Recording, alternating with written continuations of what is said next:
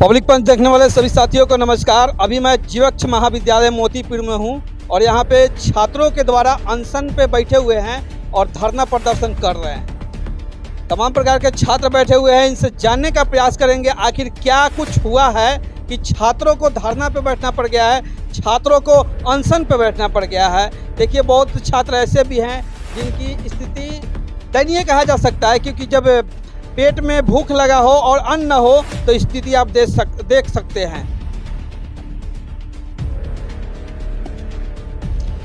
क्या कुछ हुआ है आपके साथ कि आप लोग धरना और अनशन पर बैठे हुए हैं?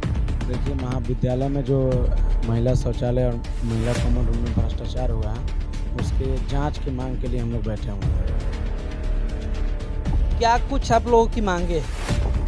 मांगी यही है, भ्रष्टाचार जो हुआ है उसकी जांच होनी चाहिए। कैसा भ्रष्टाचार हो गया? महिला शौचालय, महिला कॉमन रूम बना हुआ है, उसका शौचालय टंकी पैर उल्टा जोड़ के बना हुआ है, देख लीजिए। और पुरनके ही अथी पर बना दिया गया है, कितना छोटा टंकी है देख लीजिए। 4,87,000 प्लस का है अंदरूनी जानकारी के अनुसार। और RTI से इनसे मांगा जाता है, प्राचार्य महोदय से RTI से मांगा हुआ है। प्राचार्य महोदय अपने लेटर पैड पर लिख के देते हैं, देख लीजिए। आपके द्वारा मांगी गई सूचना की अधिकार की धारा 8(1)E और 8(1)J के अनुसार आपको नहीं दी जा सकती है। जैसे कि इसमें भारत सरकार का आर्म्स हथियार वगैरह हो, इसलिए ऐसा है जो ये नहीं लिख करेंगे। अगर मान लीजिए आप सही कार्य किए हो तो आपको सूचना देने में कौन गलत बात है? आप सूचना दीजिए। आप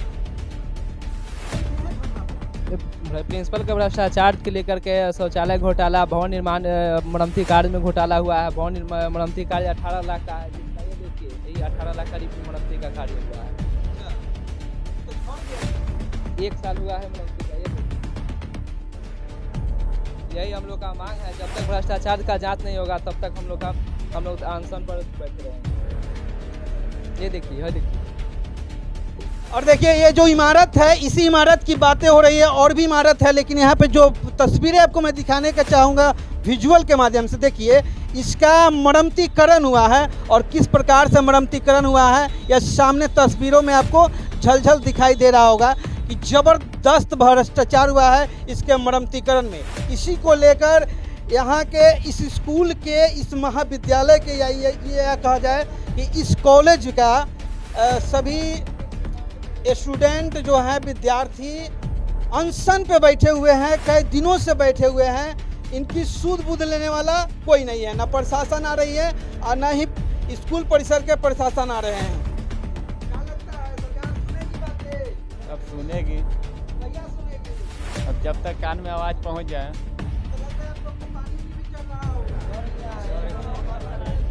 देखिए, तस्वीरों में देखिए, ये जो पानी का बोतल है, और इसको हम लोग पानी का बोतल से समझेंगे तो अच्छा रहेगा, क्योंकि बहुत लोग इसको जो है ना अंग्रेजी में नहीं समझ पाता है।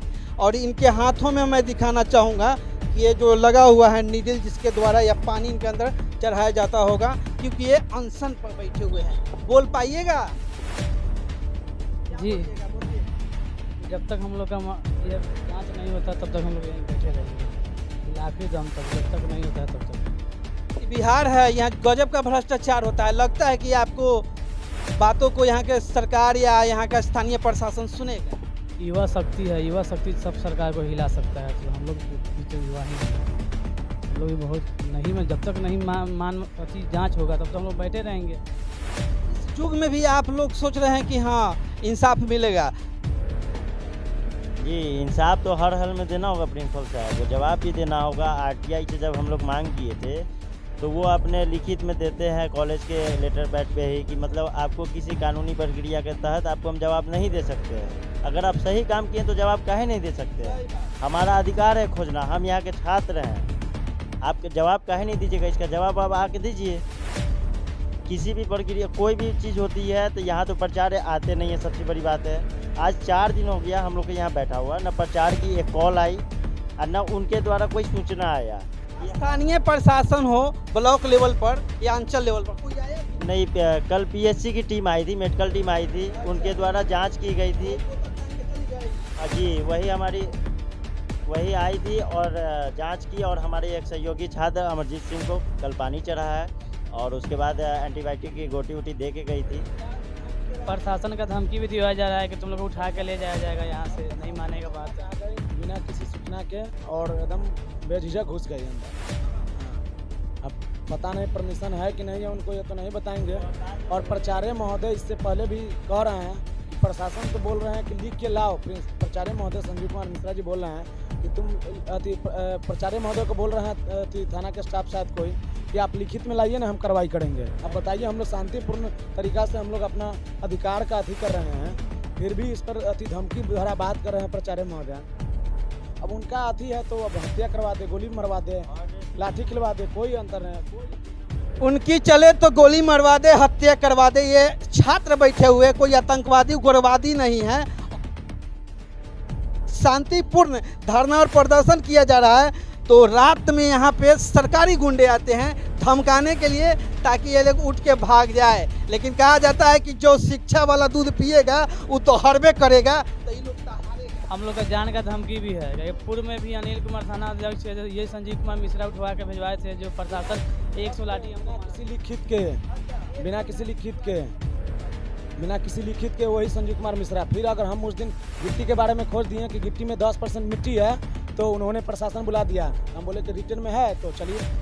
बाकी ये जीवक्ष महाविद्यालय मोतीपुर का ये तस्वीरें है। ये सामने जो तस्वीरें आपको दिखाई दे रही है, ऊपर दिखाइएगा रूम नंबर 3। रूम नंबर 3 का यह दरवाज़ा है, और यह दरवाज़ा जितना आपको दिखाई दे रहा है, दीवार दिखाई दे रहा है, पहले इसको बढ़िया से आप समझ लीजिए कि किस प्रकार का मरम्मतीकरण हुआ है इस विद्यालय का। 1 साल पहले मरम्मतीकरण हुआ है, और मरम्मतीकरण का नज़ारा ऐसा है कि देखिए दाग धब्बा ऊपर से छड़ रहा है। अब कहिएगा कि हम झूठे बोल रहे हैं, तो देखिए है सामने है, ये सब एकदम लग रहा है नुनुआ उखड़ गया है। भोजपुरी में गांव देहात में कहता है कि लइकवा सवेरे उठल है ना तो नुनुआ ओकरा देह से झड़ रहा है, तो ये नुनुआ जो है दीवार से झड़ रहा है, क्योंकि यहाँ पे विकास का काम हुआ है और विकास के आड़ में भ्रष्टाचार हुआ है। भ्रष्टाचारी कोई और नहीं है, महाविद्यालय के प्रिंसिपल साहब हैं जिनका नाम संजीव कुमार मिश्रा। कहा जाता है कि जो शिक्षा का दूध पिएगा वो दहाड़बे करेगा, और यहाँ के कुछ ऐसे स्टूडेंट हैं, विद्यार्थी हैं, जिन्होंने इसको समझा और सराहा और इसके ऊपर आवाज़ उठाया। जब आवाज़ उठाने के बाद इनकी मांगों को पूरी नहीं की गई, तब ये लोग सभी बैठ गए धरने पर, अनशन पे बैठ गए। आज अनशन का 5वां दिन है और सभी बैठे हुए हैं। बाकी ये देखिए तस्वीरें हैं प्रांगण की, महाविद्यालय के प्रांगण की तस्वीरें हैं, और महाविद्यालय के प्रांगण में किस प्रकार से झाड़ी झुड़ी घास फूंसी जो होना चाहिए नहीं होना चाहिए वो सब यहाँ पर है।